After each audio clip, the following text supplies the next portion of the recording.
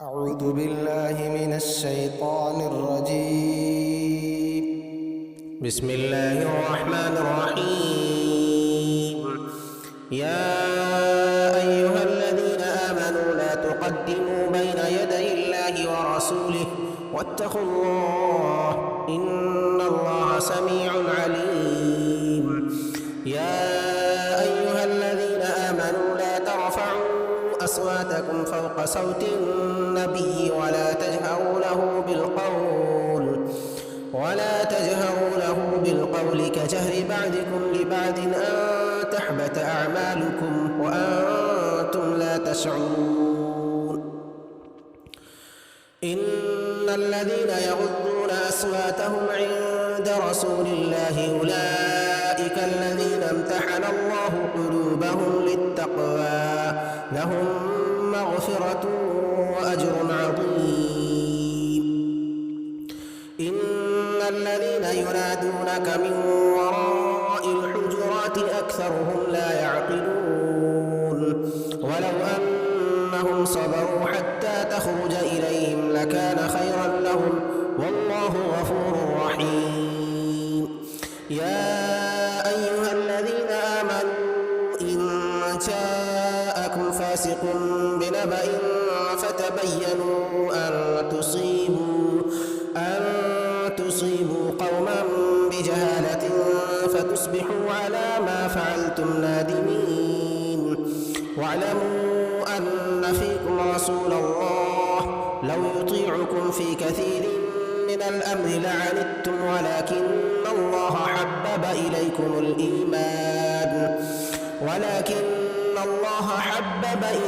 الإيمان وزينه في قلوبكم وكره إليكم الكفر والفسوق والعصيان أولئك هم الراشدون فضلا من الله ونعمة والله عليم حكيم. وإن طائفتان من المؤمنين اقتتلوا فأصلحوا بينهما فإن بغت إحداهما على الأخرى فقاتلوا التي تبغي حتى تفيء إلى أمر الله فإن فاءت فأصلحوا بينهما بالعدل وأقسطوا إن الله يحب المقسطين. إنما المؤمنون إخوة فأصلحوا بين أخويكم واتقوا الله لعلكم ترحمون. يا أيها الذين آمنوا لا يسخر قوم من قوم عسى أن يكونوا خيرا منهم ولا نساء من نساء عسى أن يكن خيرا منهن.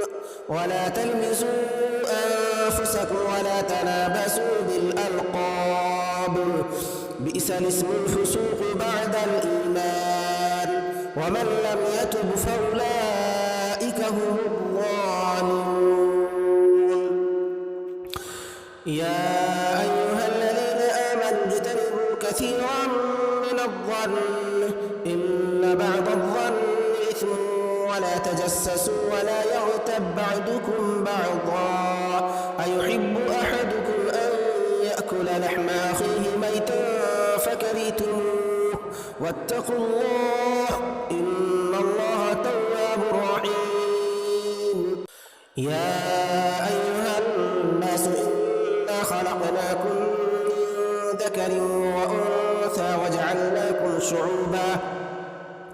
وجعلناكم شعوبا وقبائل لتعارفوا إن أكرمكم عند الله أتقاكم إن الله عليم خبير. قالت الأعراب آمنا قل لم تؤمنوا ولكن قولوا أسلمنا ولما يدخل الإيمان في قلوبكم وإن تطيعوا الله ورسوله لا يلدكم من أعمالكم شيئا إن الله غفور رحيم.